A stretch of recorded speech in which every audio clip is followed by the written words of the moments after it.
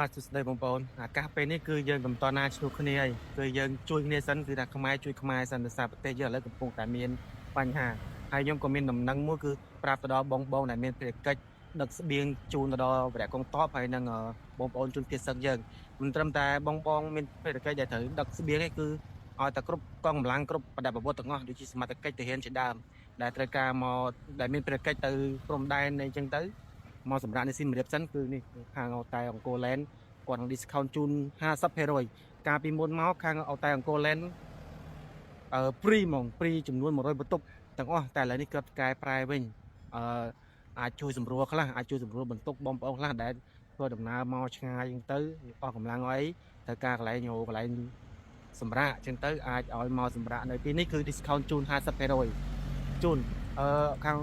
តែអង្គរឡែននេះគឺគាត់ជួយសម្រួលបានខ្លះដែរអញ្ចឹងទៅអរគុណខាងតែដែលគាត់បានជួយសម្រួលដល់សង្គមជាតិយើងផងដែរអញ្ចឹងទៅខ្ញុំថាយើងសហការទាំងអស់គ្នាយើងខ្មែរជួយខ្មែរទោះមិនបានជួយធំដុំក៏បានជួយសម្រួលដល់បងដែលមានភារកិច្ចដឹកស្បៀងជូនដល់ជនភៀសសឹកហើយនឹងដល់បងដែលកងទ័ពយើងមិនត្រឹមតែបងដឹកស្បៀងទេដូចខ្ញុំនិយាយអញ្ចឹងក៏សូម្បីតែខាងកងកម្លាំងដែលត្រូវមានទូនាទីទៅព្រំដែនក៏ដោយក៏អាចសម្រាប់នៅទីនេះគឺ discount ជូន50%អញ្ចឹង50%ហ្នឹងមិនមែនថា discount 50%ហើយគេតឡើងតម្លៃលើសដើមអត់ទេពេលនេះគឺឱកាសយើងជួយគ្នាសិន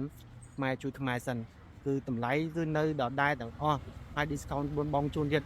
បូករួមជាមួយនឹងអាហារពេលព្រឹកផងដែរត្រឹមតែប៉ុណ្្នឹងទេគឺខាងថាគីអង្គរឡែននេះក៏គាត់មានជាស្បៀងជាសម្ភារៈខ្លះដើម្បីជួយទៅដល់បងប្អូនពិសិដ្ឋនិងស្បៀងដូចជាស្បៀងចិនដើមអីឲ្យដល់វរៈកងទ័ពផងដែរនិងបងប្អូនមកសម្រាប់នៅកន្លែងនេះក៏គាត់នឹងចូលរួមចំណែកជួយផ្ញើទៅផងដែរទៅសង្ឃឹមថាបងប្អូនឃើញវីដេអូខ្ញុំនេះហើយគឺ share ចែកម្លែកគ្នាផងឱកាសពេលនេះដូចខ្ញុំមិនបានជួយទេគឺខ្ញុំបានតែជួយតាមការជួយផ្សព្វផ្សាយឲ្យពុកម៉ែបងប្អូនបានដឹងបានស្គាល់បានឮចឹងទៅអាចជួយ share គ្នាហើយអាចមកសម្រាប់នីតិនេះគឺខាងតែអង្គរឡែនគឺជួយសម្រួលតែបងទើអត់បានជួយអ្វីច្រើនគឺអាចជួយសម្រួលថវិកាបងប្អូនដែលត្រូវចំណាយច្រើនអញ្ចឹងអាចជួយសម្រួលបានខ្លះចឹងហើយគឺខាងតែអង្គរឡែននេះដែលខ្ញុំនៅពីខាងក្រៅខ្ញុំនេះទីតាំងខ្ញុំនឹងដាក់តាមខាងក្រោយគឺនៅក្រោយកាតិចទៅមុខវត្តគេសារ៉ាមសម្រាប់ព័ត៌មានលម្អិតនេះគឺនៅក្នុងខមមិនខ្ញុំឲ្យខាងតែគាត់ដាក់ខមមិននៅខាងក្រោមជូនណាអញ្ចឹងពេលនេះខ្ញុំខាងម៉ាញ់ខ្ញុំគឺខាងតែគាត់ជួយសម្រួលដែរសម្រួលបងប្អូនដែលគាត់មានទឹកចិត្ត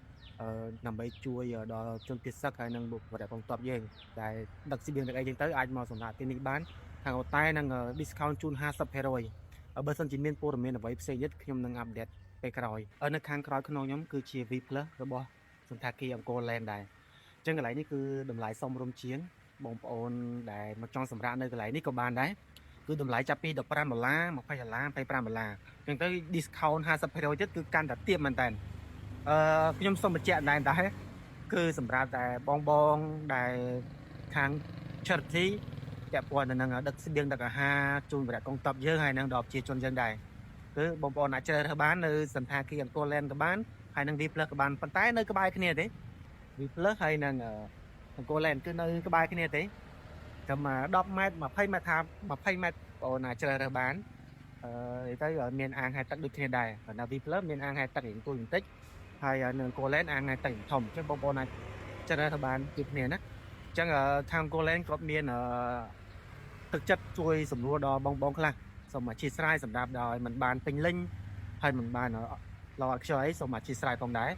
អញ្ចឹងខាងអង្គរឡែនក៏ជួយសម្រួលបានប៉ុណ្ណឹងអាច discount សម្រាប់បងដែលមានទឹកចិត្តសម្រាប់ធ្វើជួយដល់កងទ័ពហើយនឹងប្រជាជនយើងផងដែរបាទអរគុណច្រើនជម្រាបលាបាយបាយ